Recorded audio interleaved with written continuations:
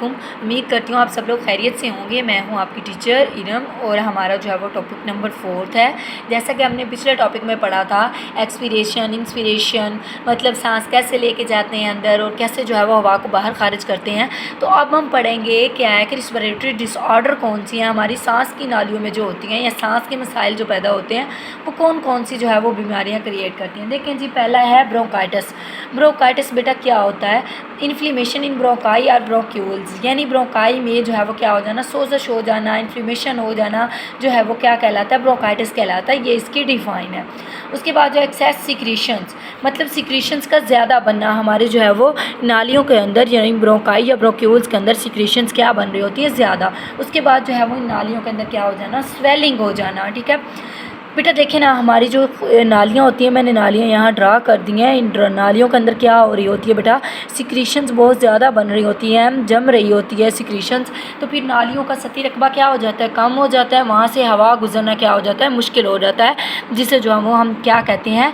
Bronchitis कहते हैं। इसकी वजह जो है वो क्या होते हैं? वायरसेस और बैक्टीरिया। इसको क्रिएट जो है वो या तो वायरसेस करेंगे या बैक्टीरिया करेंगे। बेटा अगर ये शॉर्ट में आ जाए तो आप लोग सिर्फ इसकी जो है वो डिफाइन लिखेंगे, उसके बाद उसकी वजह लिख के या फिर ये काज जो कौन सी चीज़ करते हैं, बैक्टीरिया वगैरह करते हैं, उनके बारे में आप लिख देंगे। लेकिन बाज़ दफ़ा लॉन्ग में आ जाता है तो इसकी फिर टाइप्स भी आ जाते हैं और इसके टाइप्स का क्वेश्चन शॉर्ट में अलग से पूछा जाता है। वो पूछ सकते हैं एक्यूट ब्रोंकाइटिस क्या होता है और क्रॉनिक ब्रोंकाइटिस क्या होता है। बेटा देखें, एक्यूट जो होता है वो शॉर्ट टाइम के लिए होता है, ये थोड़े अरसे के लिए रहता है। ठीक है, फिर अब मरीज़ जो है वो अपने आप को जल्दी से एहतियाब कर लेता है कुछ अरसे के बाद। लेकिन जो क्रॉनिक ब्रोंकाइटिस होता है ना बेटा, ये ज़्यादा अरसे तक रहता है। इसमें पेशेंट जो है वो क्या करता है, उसको 3 मंथ से 2 साल भी लग सकते हैं रिकवर होने में, इससे ज़्यादा टाइम भी लग सकता है क्योंकि ये लॉन्ग टाइम वाला होता है। इसकी जो कुछ अलामात हैं, सिम्पटम्स हैं, वो क्या है? खौज, खांसी, meals, wheezing, favour, shortness of breath, मतलब बुखार, कपकपाहट वगैरह भी उसको होती है और जो है वो सांस में तंगी भी हो सकती है। बेटा मैंने नालियाँ ड्रा की हैं, ये हमारे पास जो है वो क्या है? नालियाँ हैं, इसमें नॉर्मल है। लेकिन इस टाइप पे अगर आप लोग इस साइड पे आ जाएँ तो देखें, इधर नालियों का सतही रकबा, ये जो अंदर वाली नालियाँ हैं ये क्या हो गई हैं? तंग हो गई हैं, इसके अंदर सिक्रेशन ज़्यादा बन गई है। तो इस तरह जो है वो क्या, इन्फ्लेमेशन हो गई है, सोजश हो गई है। तो इसलिए जो है वो क्या हो जाता है, फिर ब्रोंकाई का सरफेस एरिया कम हो जाता है और जो है वो पेशेंट को जो है वो उसकी सांस की बीमारी पैदा हो जाती है। अच्छा जी, वो थी फर्स्ट। अब सेकंड आ जाते हैं एम्फीसीमा। मोस्ट इंपॉर्टेंट है, शॉर्ट में भी आता होता है, बाज़ दफ़ा यहाँ से एमसीक्यूज़ भी आ जाते हैं। ठीक है, तो इसको जो है वो समझने की ट्राई करनी है। देखिए बेटा, एम्फीसीमा में क्या होता है? वहाँ हमने देखा था कि ब्रोंकाई और ब्रोंक्यूल में सोजश होती हैं। यहाँ हम पढ़ेंगे क्या, जो है वो जो एल्वोलाई होती हैं, जहाँ पर गैसेस एक्सचेंज होती हैं, वहाँ पर जो है वो उनका सतही रकबा कम हो जाता है, एल्वोलाई की दीवारें टूट जाती हैं। तो फिर जो है वो कौन सी बीमारी पैदा हो जाती है? यहाँ पर बेटा एम्फीसीमा पैदा होती है। एम्फीसीमा की अगर मैं डिफ़ाइन की बात करूँ, destruction of walls of alveoli, alveoli की दीवारों का टूटना क्या कहलाता है? एम्फीसीमा कहलाता है। अब देखें जी, इस दौरान देखें, अगर मैं इस स्ट्रक्चर की तरफ आ जाऊं, ये नॉर्मल है। ठीक है, ये एम्फीसीमा की दीवारें हैं। यहाँ अगर मैं आ जाऊँ, ये इन्फेक्टेड है। ये देखें, उसका सरफेस एरिया तो यहाँ पर इंक्रीज़ हो गया, दीवारें टूट गई हैं, लेकिन बेटा उनका क्या हो गया है? उनके लिए जो गैसेस एक्सचेंज करने का जो है वो एरिया है, जहाँ पर गैसेस एक्सचेंज होती हैं, वो क्या हो गया है? कम हो गया है। उनका सरफेस एरिया बढ़ गया है, लेकिन जो गैसेस एक्सचेंज करने वाली स्ट्रक्चर है वो क्या हो गई है? वो कम हो गई है। ठीक है, अगर देखें जी, सेक्स to increase but surface area is decrease, क्या हो जाता है? सेक्स तो इनके बड़े हो जाते हैं, ठीक है, लेकिन इनका जो सरफेस एरिया होता है गैसेस एक्सचेंज करने के लिए वो क्या हो जाता है? कम हो जाता है। ठीक है, नेक्स्ट देखें जी, इस दौरान क्या होता है जी? फेफड़ों के दौरान जो है वो जब हम एक्सपिरेशन कर रहे होते हैं बेटा, तो फेफड़ों के दौरान बाद जो है वो एक्सपिरेशन के बाद हवा जो है वो जब बाहर निकालने के बाद फेफड़े अपनी नॉर्मल हालत में वापस नहीं आते, जैसे वो पहले होते हैं ना, मतलब रिलैक्स हालत में, वैसे वो नहीं आते। वो फेफड़े वहीं के वहीं जो है वो रह जाते हैं और वो अपनी नॉर्मल हालत में नहीं आ सकते क्योंकि एल्वोलाई की दीवारें टूट चुकी होती हैं। ठीक है, अब देखें बेटा, इसकी भी अलामात जब ज़ाहिर होती है ना, तो एक इंसान 50 से 70% अपने जो है वो फेफड़ों का हिस्सा डैमेज कर चुका होता है जब पता चलता है कि एम्फीसीमा की बीमारी हो गई है।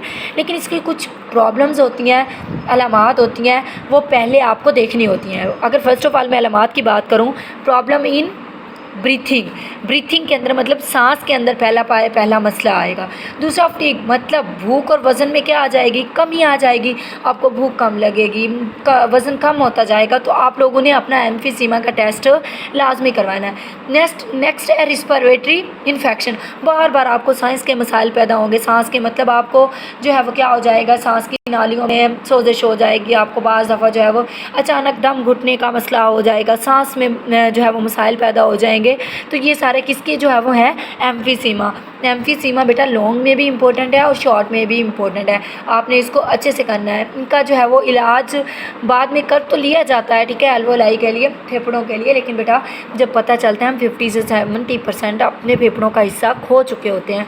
नेक्स्ट अगर मैं बात करूँ नमोनिया, आपको पता है बेटा नमोनिया किसकी बीमारी है, ये फेफड़ों की बीमारी होती है, ठीक है। इसमें जो है वो क्या होता है, आपके फेफड़े डैमेज होते हैं सबसे ज़्यादा, ठीक है। अगर मैं इसकी बात करूं कि ये जो है वो कब होता है बेटा, तो देखें जब ना कोई भी फंगल इन्फेक्शन मतलब बैक्टीरिया, फंजाई या वायरल इन्फेक्शन हमारे फेफड़ों के अंदर होगा तो ये जो है वो अटैक करेंगे तो फिर क्या होता है, हमें नमोनिया हो जाता है। अगर नमोनिया एक फेफड़े को मुतासर करे तो इसे सिंगल नमोनिया कहा जाता है, और अगर जो है वो ये 2 को करे तो इसे डबल नमोनिया कहा जाता है। मतलब 2 lungs affected double, 1 lungs affected single, ठीक है। अगर नेक्स्ट मैं बात करूं तो मेजर इसकी जो वजह है, बाज़ों का शॉर्ट क्वेश्चन आता है नमोनिया की मेजर वजह क्या है बेटा, तो आपके माइंड में ये सवाल आना ही चाहिए और आपने इसको समझना है कि नमोनिया की मेजर वजह हमेशा से क्या रहा है, स्ट्रेप्टोकोकस न्यूमोनियाई रहा है। मतलब ये एक बैक्टीरिया है। ये बैक्टीरिया ग्रो कैसे करता है, अगर मैं इसकी ग्रोथ की बात करूँ, पहले आप इसकी डिफाइन लिखेंगे, ठीक है। गुड जो है वो फेफड़ों के अंदर जो है वो इन्फ्लेमेशन हो जाना क्या कहलाता है, निमोनिया कहलाता है। अब नेक्स्ट देखें जी, हमारे अगर मैं बात करूं बेटा मेजर वजह क्या है, पूछ लेते हैं कि नमोनिया की मेजर वजह क्या है बेटा। बेशक बैक्टीरियल, फंगल, वायरल इन्फेक्शन है, लेकिन सबसे बड़ा जो है वो स्ट्रेप्टोकोकस न्यूमोनियाई, ये बैक्टीरिया होता है, ठीक है। स्ट्रेप्टोकोकस न्यूमोनियाई, इसका काम क्या होता है बेटा, ये सबसे पहले जो है वो एल्वोलाई में जाता है, यहाँ स्टे करता है, आगे अपनी क्रिया करता है, ग्रोथ करता है। ग्रोथ जैसे ये करता है, ग्रोथ करने के बाद ये लंग्स के जो टिश्यूज़ होते हैं उनको क्या कर देता है, इफेक्टेड कर देता है, उनको जो है वो ख़राब कर देता है। उसके बाद वहाँ क्या पैदा हो जाता है, पस और फ्लूइड पैदा हो जाता है। पस क्या होता है बेटा, पीप जिसे आप लोग कहते हो, पीप पैदा कर देता है। पीप पैदा होने के बाद जो है वो क्या हो जाता है बेटा, वो फ्लूइड भी पैदा साथ में हो जाता है, और वो फिर जो है वो क्या हो जाता है, आगे इफ़ेक्ट करते हैं। नेक्स्ट देखें जी बेटा, इसकी कुछ अलामात हैं। सबसे पहले जो है वो क्या होता है, शिवरिंग, कपकपाहट होना, पाउच खांसी होना, जो है वो स्पटम जो है वो क्या होता है, बलगम भरी खांसी आना, आपको बाज़ दफ़ा जो है वो क्या होता है, तेज़ बुखार भी हो जाता है। बेटा इसमें ना जो है वो आपको ये सारी अलामात जब भी ज़ाहिर हों तो आप लोगों ने, आपको सांस की तंगी होगी, ठीक है, मतलब जो है वो सांस लेने में मसाइल पैदा आएंगे। जब ये सारे मसाइल आएँ तो आपको डॉक्टर से रजू लाजमी कर लेना चाहिए, क्योंकि आपको उस वक्त नमूनिया ज़ाहिर हो रहा होता है। हमारे पाकिस्तान में बहुत सारे बच्चे जो है वो क्या नमूनिया की वजह से हर साल जो है वो मौत के मुँह में चले जाते हैं, क्योंकि उनका जो है वो वक्त पर टेस्ट नहीं किया जाता। इसके लिए जो है वो वैक्सीन्स और एंटीबायोटिक्स तैयार की गई हैं, जिनको जो है वो पहले ही करवा दिया जाता है, यानी कि बच्चा पैदा होता है तो वैक्सीनेशन के दौरान ही उसको इंजेक्शंस लगाए जाते हैं। लेकिन जो है वो ये आप आम आदमी को भी हो सकता है, बच्चों में भी होता है, बच्चों में ज़्यादा है इसकी शरह, लेकिन आम आदमी के अंदर भी जो है वो ये बहुत ज़्यादा मिकदार में आजकल जो है वो तादाद इसके जो है केसेस की बहुत ज़्यादा तादाद निकल रही है, ठीक है। तो आपने जब भी इस तरह के अलामात ज़ाहिर हों तो आपने बर वक्त टेस्ट करवाना है, ठीक है। उम्मीद करते हैं आप सब कुछ समझ आ गया होगा बेटा। ये लॉन्ग के लिए भी इम्पोर्टेंट है और शॉर्ट के लिए। बाज़ दफ़ा इन सब की शॉर्ट इस तरीके से बन जाता है कि इन सब के सिम्पटम्स लिखें, मतलब क्या, वजूहात लिखें कि इसकी बीमारियों की वजूहात, अलामात क्या हैं। सिम्पटम्स मतलब अलामात सबकी क्या हैं, तो आपने सबकी अलामात लिखनी है, ठीक है। सबकी मुख्तलिफ हैं, सबकी कुछ चीज़ें इनमें मिलती होंगी। एक तो सांस का मसला मिलता होगा, बाज़ दफ़ा खांसी भी सेम होगी, लेकिन और बहुत सारी इनकी अलामात एक दूसरे से मुख्तलिफ भी होती हैं, ठीक है जी। अल्लाह हाफिज़।